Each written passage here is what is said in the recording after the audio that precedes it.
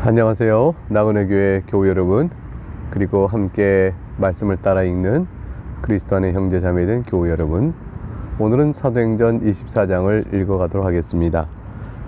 우리는 사도행전 23장에서 벨릭스 총독 앞에 무사히 도착한 바울의 압송의 소식 이야기를 좀 살펴보았습니다. 이제 마침내 바울을 고발한 이들이 벨릭스 총독 앞에 이를 때까지 재판을 미루었던 벨릭스 총독은 사실 미룬 게 아니라 와야 할 수 있었겠죠. 그때 재판하겠다는 벨릭스 총독 앞에 드디어 이들이 도착했고, 그래서 재판이 시작된 경위가 또 어떻게 전개됐는지 이야기가 오늘 본문을 통해서 나타납니다. 1절부터 말씀을 좀 보죠. 닷새 후에 대제사장 아나니아가 어떤 장로들과 한 변호사 더둘로와 함께 내려와서 총독 앞에서 바울을 고발하니라.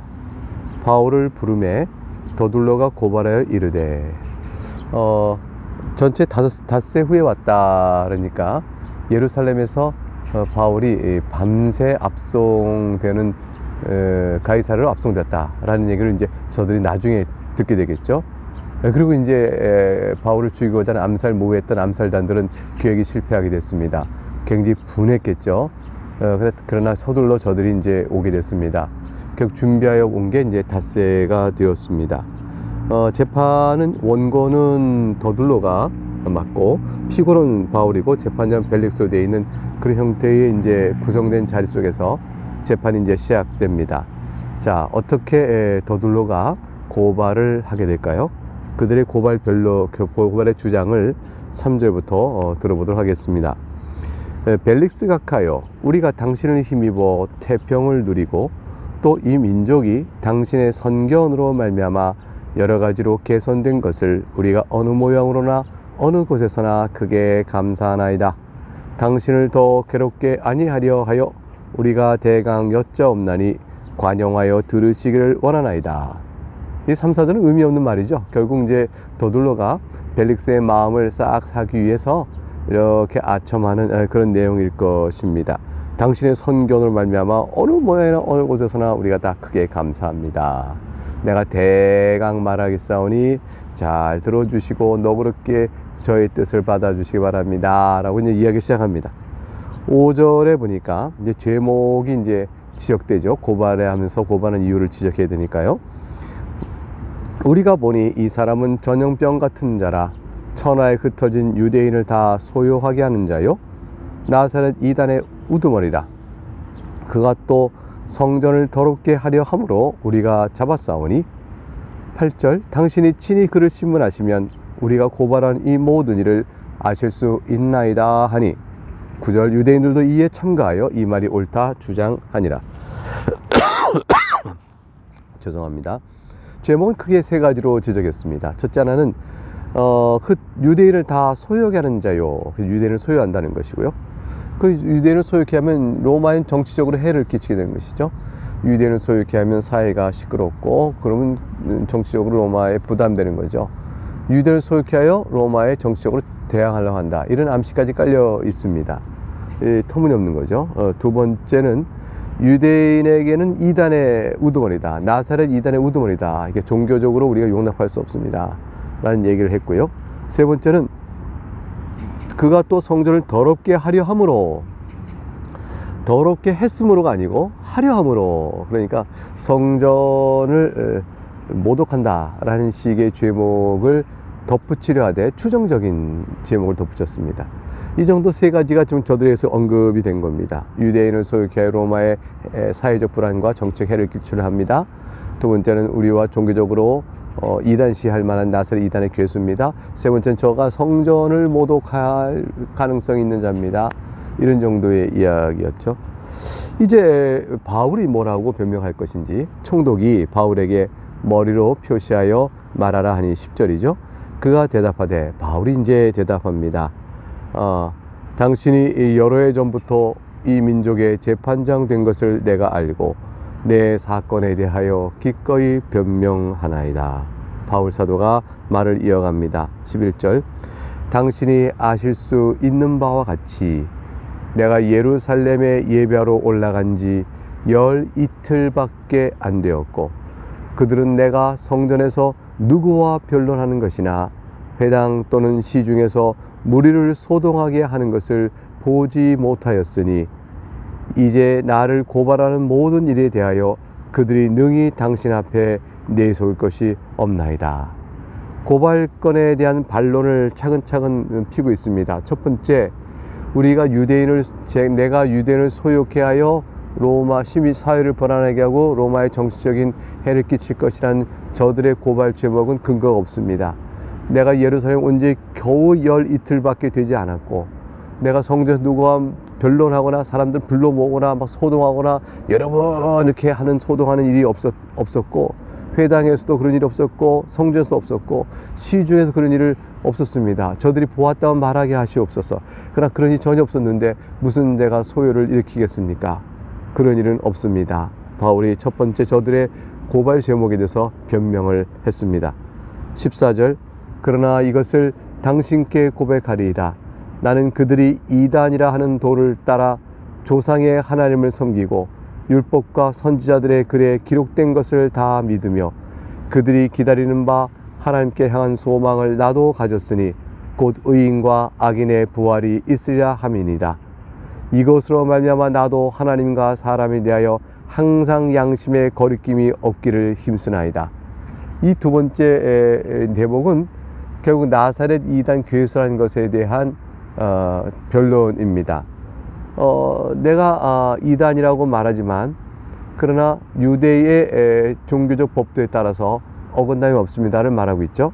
하나님을 섬겨왔고 율법과 선지자에 기록된 글과 그것들을 내가 다 믿어왔고 또 하나님께 대한 소망을 내가 가져왔고 더 나아가 의인과 악인의 부활을 내가 믿었습니다.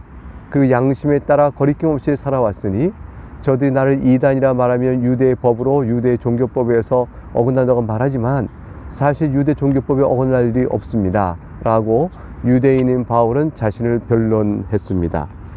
17절, 내가 여러 해 만에 내가 내 민족을 구제할 것과 제물을 가지고 와서 드리는 중에 내가 결례를 행하였고 모임도 없고 소동도 없이 성전에 있는 것을 그들이 보았나이다. 그러나 아시아로부터 온 어떤 유대인들이 있었으니 그들이 만일 나를 반대할 사건이 있으면 마땅히 당신 앞에 와서 고발했을 것이요. 세 번째는 성전 모독죄에 대한 반론이죠.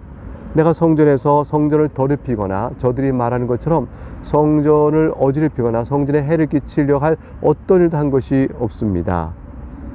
내가 가져온 것은 내가 한 일이란 것은 내 민족의 구제를 하기 위한 것이고 또 제물을 또 드리는 것이요, 제물을 가져온 것이요, 내가 결례로 유대인의 율법에 따라 결례도 행하였고 소동도 없었습니다. 그걸 다 알면서도 내가 무슨 성전을 더럽히려고 하려고 저들이 말합니까? 만약 이런 말을 하는 일이 있다면 아시아에서 온 유대인들 가운데 혹 그런 말을 할지 모르겠으나 그들이 있다면 이 앞에 불러주어 저들로 하여금 말하게 하소서라고 자기 변론을 했습니다. 그리고 이어서 말하기를 그렇지 않으면 이 사람들이 내가 공회 앞에 섰을 때 무슨 옳지 않은 것을 보았는가를 말하라 하소서. 목격한 바를 증인으로서 불러 세우는 겁니다. 무엇을 보았는가? 저들로 하여금 말하라 하소서. 공회 앞에서 내가 무엇을 했는가? 성전에서는 그런 것이 없었다면 그런 공회 앞에서 내가 무엇을 했는가를 말하게 하소서라고 말합니다. 오직 내가 그들 가운데 서서 외치기를 내가 죽은 자의 부활에 대하여 오늘 너희 앞에 신문을 받는다고 한 이 한 소리만 있을 따름이다 하니, 결국은 오직 저들이 나한테 반발할 것은 내가 죽은 자의 부활, 그 메시지 외에는 저들이 나에게 반발할 것이 없습니다 라고 말한 겁니다. 그러니 벨릭스 입장에서 판단할 때에 죽은 자의 부활이 있다고 말하는 바울의 외침이 로마의 실정법상에 무슨 죄가 될 것도 아니고 또 유대 사회 속에서 성경 해석에 따른 종교적인 차이일 뿐이지만 그것으로 인해서 어떠한 소요를 일으킨 것도 없으니 잡아둘 이유가 없음을 바울은 아주 분명하게 이렇게 변론을 한 것입니다. 22절에 보면 벨릭스가 이 도에 관한 것을 더 자세히 아는 거로 연기하여 이르되 천부장 루시아가 내려오거든 너희 이를 처결하리라 하고 백부장에게 명하여 바울을 지키되 자유를 주고 그의 친구들이 그를 돌봐준 것을 금하지 말라 하니라. 벨릭스는 그리스도 교회에 대해서 상당히 알고 있었다고 성경은 지금 말하고 있습니다. 무엇보다 더 자세히 알았다는 것일까요? 그것은 사내들인 또는 대제사장이나 장로들이 이렇게 와서 벨릭스에게 바울을 고발하면서 벨릭스가 알면 요 정도나 알까 싶었던 그들의 짐작보다 더 자세히 알고 있었다는 것이죠. 그래서 이제 벨릭스는 사도 바울이 이제 어떤 실정법을 위반한 것도 없고, 또 저들의 말 대화 속에 죽은 자의 부활, 즉 예수의 부활에 관한 얘기를 전하니 이건 그리스도의 교리에 관한 것이구나 라는 사실을 알고 있었죠. 따라서 벨릭스는 총독으로서 바울을 잡아둘 이유가 없었습니다. 그러나 실정법이 없음에 불구하고 정치적 선택을 하죠. 천부장 루시아가 올 때까지 재판을 미루겠다 하고 말합니다. 그리고 바울을 구류시키는 것이죠. 죄가 없으니 구류하되 자유를 주라, 친구들을 만나는 것을 금하지 말라, 이런 걸 이제 허락하면서 그 정도의 제한된 자유 안에서 구류를 해놓습니다. 그것은 철저히 유대인의 눈치를 본 적당한 타협이고, 벨릭스는 그러한 사람이었다 볼 수 있습니다. 24절에 보면 수일 후에 벨릭스가 그 아내 유대 여자 두루실라와 함께 와서 바울을 불러 그리스도 예수 믿는 도를 듣거늘. 굉장히 반가운 표현이죠. 정말로 저들이 어떤 이유로 그리스도 예수에 관한 도를 더 듣고자 했을까? 저들에게 회개나 그런 역사가 있으면 참 좋았겠다 싶은데 꼭 그런 것은 아닙니다. 어쨌건 벨릭스가 그리스도 예수 교회에 대해서 자세히 알았다, 좀 더 잘 알고 있었다는 말은 그 까닭이 또 뭐였을까? 어디서 이렇게 알게 되었을까 싶을 때 아마도 힌트는 24절에 그 안에 유대 여자 두루실라를 통해서 알았을지도 모르겠다, 이렇게 짐작이 됩니다. 물론 짐작이죠. 두루실라는 유대인이기 때문에 예수에 관한 얘기를 들었을 것이고, 예수에 관한 얘기 속에서 그의 부활에 관한 얘기를 들었을 것입니다. 그리하여 이러쿵저러쿵 듣는 대로 남편에게 말해줬을 가능성이 있죠. 그들은 이제 예수에 관하여 들었던 이야기를 직접 또 들어볼 좋은 기회가 온 거죠. 그래서 바울을 불러서 그들의 얘기를 듣고자 했습니다. 바울이 25절 의와 절제와 장차 오는 심판을 강론하니 벨릭스가 두려워하여 대답하되 지금은 가라, 내가 틈이 있으면 너를 부리라 하고, 26절 동시에 또 바울에게서 돈을 받을까 바라는 거로 더 자주 불러 같이 이야기하더라. 벨릭스는 아까 말씀드린 것처럼 대제사장과 장로들과 유대인들의 반발을 두려워하여 자기의 안위를 위해서 구류해 두었죠. 그게 이제 한편으로 자기 안위를 탐하는 자의 행동이에요. 그러니까 총독으로서의 사회의 공의를 세우는 역할은 무시한 겁니다. 그러면서 벨릭스는 원래 탐욕이 강한 사람이어서 은근히 이제 바울에게서 돈을 또 바라는 것도 있었다라고 26절에 밝히고 있습니다. 바울은 자신을 불러서 예수 그리스도의 교회에 대한 얘기를 듣고자 하는 벨릭스와 그 아내 두루실라에게 앞에서 그들이 듣기 편한 말을 하지 않았습니다. 그들은 바로 의와 절제가 것을 말했습니다.